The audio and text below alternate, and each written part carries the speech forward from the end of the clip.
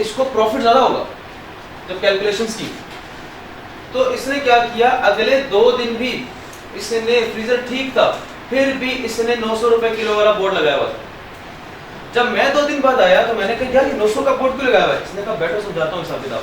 जब 900 का करोगे तो ज्यादा क्वांटिटी बिकेगी और ज्यादा क्वांटिटी पर ज्यादा प्रॉफिट मार्जिन है हमारे पास। जब 1000 रुपए किलो करोगे तो कम बिकेगा। मैंने कहा तुम्हें कैसे पता? इसने कहा यार वो फ्रीजर खराब हुआ था कल 4 घंटों के लिए, तो मैंने 900 रुपए किलो में बेचना शुरू कर दिया और मैंने देखा कि तब ज्यादा बिक रहा था और ज्यादा मुनाफा हो रहा था।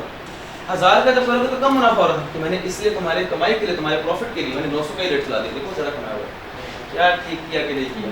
क्या ये एम्प्लॉयड अथॉरिटी, क्या ये इमरजेंसी थी? चले मुझसे गांव में राब्ता होना पॉसिबल नहीं था, क्या इम्पॉसिबल टू कॉन्टैक्ट प्रिंसिपल था? जी बिल्कुल। इमरजेंसी थी, चले मान लेते इमरजेंसी थी, लेकिन क्या एजेंट ने बेस्ट इंटरेस्ट ऑफ प्रिंसिपल को लॉस से बचाने के लिए हरकत की है या मुनाफा कमाने के लिए किया? तो ये उसने अथॉरिटी इन इमरजेंसी को एक्सीड किया है। मैं लायबल ठहरा सकता हूं महीन को एक्स्ट्रा 100 रुपए जो उसने चार्ज नहीं किए उसके लिए लायबल ठहरा सकता हूं इसको। इस मैं उम्मीद रखता हूं कि आपके कांसेप्ट क्लियर हो गए होंगे इमरजेंसी वाले केस में। क्या बात क्लियर है? एक्चुअल में और इमेजिनरी क्लियर होगी? इमरजेंसी की 3 सिचुएशंस क्या है? 3 कंडीशंस। इमरजेंसी इल्यूजनरी हो, इमेजिनरी हो या रियल हो? रियल हो। हाँ, पेपर में कोई सवाल आया कि चीज खरीदने बेचने का कॉन्ट्रैक्ट हो रहा था तो फिर पता चला कि फ्यूचर में जाके प्राइस कम होने वाली है। अब ये जो पता चला फ्यूचर में प्राइस कम होने वाली है, ये रियल इमरजेंसी है, इल्यूजनरी है, इमेजिनरी है? इमेजिनरी। तो इमरजेंसी कौन सी होनी चाहिए? रियल। प्रिंसिपल से कॉन्ट्रैक्ट करना पॉसिबल ना हो और बेस्ट इंटरेस्ट ऑफ प्रिंसिपल में एक्ट करने का मतलब क्या है? प्रिंसिपल को किस चीज से बचाना है? प्रॉफिट नहीं कमा के देना, लॉस से बचाना है उसको, loss. Number 3 and contract act की जो आखिरी बात है, ऑस्टेंसिबल अथॉरिटी। अच्छा, इसका मतलब है टू सेव या प्रिवेंट लॉस। इसका बहुत साथ में लिखते हैं इसके, ज्यादा लिख लिया आपने? ऑस्टेंसिबल अथॉरिटी वो इस तरह, मैं माहीन और हैदर, लेट्स से मैं माहीन और हैदर, हम 3 बंदे खड़े थे। हैदर मेरा दोस्त, माहीन भी मेरा दोस्त। तो मैंने हैदर के सामने ये स्टेटमेंट दे दी कि माहीन मेरा एजेंट है, जबकि वो मेरा एजेंट नहीं था। एक्चुअली में मेरा एजेंट नहीं था, लेकिन माहीन, मैंने हैदर के सामने कहा हैदर तो ये पता है माहीन मेरा एजेंट है। मैंने ऐसे शशका छोड़ दिया और उस हैदर ने इस बात पे यकीन करते हुए माहीन को मेरा एजेंट मानते हुए माहीन से कॉन्ट्रैक्ट कर लिया और माहीन पैसे लेके भाग गया। माहीन पैसे लेके भाग गया। हैदर मेरे पास आया, बोला तुम्हारा एजेंट पैसे लेके भाग गया, तुम प्रिंसिपल हो, पैसे दो वापस। मैंने कहा मैंने तो मजाक किया था, वो तो देखो कहीं भी डॉक्यूमेंटेशन नहीं है, कहीं भी वो मेरा एजेंट नहीं बना, मैंने तो वैसे ही कह दिया था। तो क्या मैं वो जो पैसे माहीन लेके भागा है हैदर को देने का लायबल हूं या नहीं हूं? हूं लायबल। ये जो किसी के सामने कह देना कि ये मेरा एजेंट है, जबकि रियलिटी में एजेंट ना हो, ये कह देना, ये कहलाता है ऑस्टेंसिबल अथॉरिटी में या अपीरेंट अथॉरिटी। बाय स्टॉपल वो मेरा एजेंट बन गया।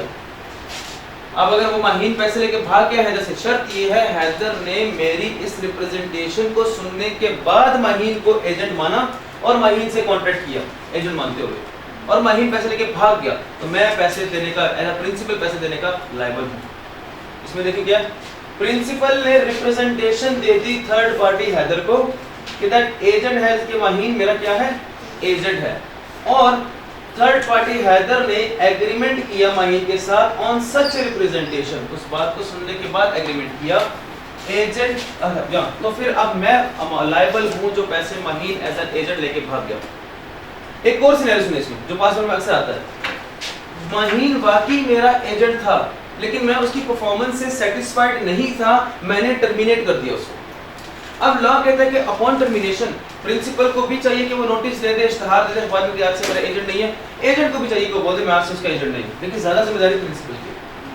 अब ना मैंने नोटिस दिया अखबार में, ना माहीन ने दिया, और हैदर को इस बात का पता नहीं था कि अब माहीन एजेंट नहीं है। कैसे पता चलेगा? बताया नहीं किसी ने। हैदर आया, उसने बोला यार एजेंट माहीन, तुम हारिस के एजेंट हो, हारिस हमारा प्रिंसिपल है, तो मैं ये 10 लाख की जो है एक ट्रांजैक्शन करने आया हूँ। तो माहीन ने सुना ना 10 लाख, माहीन ने अब आया टाइम बदला लेने का।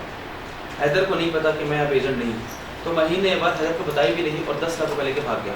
क्या मैं लायबल हूँ कि नहीं? हैदर, मैं लायबल हूँ, क्योंकि जिम्मेदारी थी नोटिस देने की, पब्लिक नोटिस देने की कि ये बंदा आज से मेरा एजेंट नहीं है। ये बात लॉ ने कैसे लिखी? एजेंट अगर टर्मिनेट कर दिया गया विदाउट गिविंग पब्लिक नोटिस, तो फिर प्रिंसिपल स्टिल लायबल होगा एजेंट के एक्ट्स के लिए थर्ड पार्टी को। इस बात के साथ एक मिनट, क्या यहां तक आपके कॉन्सेप्ट क्लियर है? सुने जरा, अब मुझे आपने जवाब देना कि ये कौन सी अथॉरिटी है, कौन सा केस है। मैंने एसी रिपेयर करवाया और एसी रिपेयर करने के बाद एसी वाले ने कुछ देर कमरे का एसी ऑन किया कि सही चल रहा है कि नहीं चल रहा। मैंने कहा यार ये तुमने ना जो है बिजली का बिल मेरा बढ़ा दिया।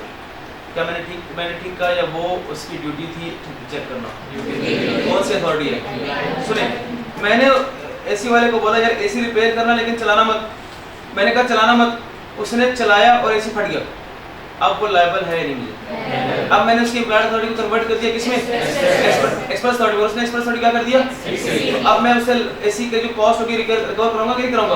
करूंगा रिकवर। क्या ये तीनों अथॉरिटी समझ में आ गई? Actual, emergency, ostensible.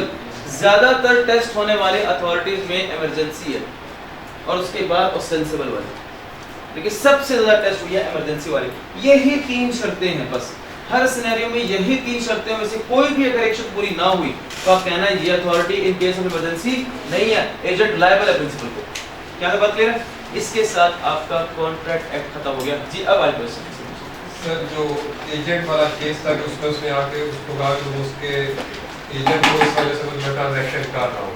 हां, एजेंट वाले केस में क्या कहा? उसने आया, उससे कहा कि तो उसके एजेंट तो मैं ट्रांजैक्शन कर रहा हूं, 10 लाख दे रहा हूं। ये फ्रॉड नहीं हो जाएगा? क्योंकि वो चुपरा और उसकी जो साइनस थी वो इक्वलेंट फ्रॉड होती है। नहीं, वो तो हम जो बेसिकली फ्रॉड की बात कर रहे थे वो तो गुड्स के हवाले से था, buying and selling of goods के हवाले से था। जहां रिलेशनशिप के बारे में बात हो रही है, यहाँ पे जिम्मेदारी जो है बताना कि वो एजेंट मेरा नहीं है, प्रिंसिपल की ज्यादा जिम्मेदारी है कि वो नोटिस दे। प्रिंसिपल ने गलती की, क्यों नहीं नोटिस दिया? तो अब बात समझे, हाँ मैं 10 लाख रुपए देने का लायबल हूँ हैदर को, लेकिन क्या कल को मैं माहीन एजेंट से 10 लाख रिकवर करा सकता हूँ कि नहीं करा सकता? करा सकता हूँ, पूरा कर सकते, करा सकते। ठीक है जी, नेक्स्ट क्वेश्चन। यस, जो फ्यूचर में प्राइस फ्लक्चुएशंस होती है। Yes, something which is happening in future, वो ऐसी चीज है कि जो आप उसको फोरकास्टिंग कह रही है ऑलरेडी, तो इट इज समथिंग जो कि सर्टेन नहीं है। और जो चीज सर्टेन नहीं है वो रियल इमरजेंसी नहीं है, वो आपके अजम्पशंस की बेसिस पर, इमेजिनेशंस की बेसिस पर जो है इमरजेंसी कहते हैं।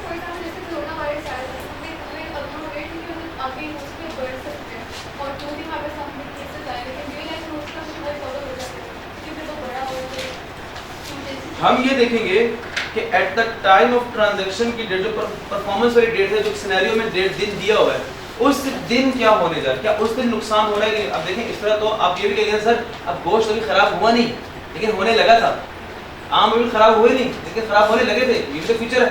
लेकिन क्या ये अनसर्टन है, ये सर्टन है? ये सर्टन है, केस स्टडी की नेचर से डिसाइड होगा। ये सर्टन है कि अभी अगर इसको 2 घंटे बाद देखेंगे तो मजीद खराब हो जाएगा, 2 घंटे गोश्त को बगैर फ्रीजर के रखा तो ये मजीद खराब हो जाएगा, तो उसको आज ही बेच। तो हमने रियल प्रैक्टिकल होकर सोच रहे, ठीक है, प्रैक्टिकल सिनेरियो कैसे आता है। आपका कॉन्ट्रैक्ट एक्ट खत्म हो गया, आपको मेगा असाइनमेंट दी जाएगी, आज ही प्रिंट करके उस पर काम करना शुरू कर दे। सवाल अच्छे खासे हैं, तगड़े सवाल हैं, ध्यान से कीजिएगा, मिलके कीजिएगा, जितना मर्जी करना आप कीजिएगा। और आपका नेक्स्ट वीक में टैक्स का तो मॉक मिड आ ही रहा है, आपका बी लॉ का भी मिड होगा कंप्लीट कॉन्ट्रैक्ट एक्ट का, कंप्लीट कॉन्ट्रैक्ट एक्ट का विद चैप्टर 1।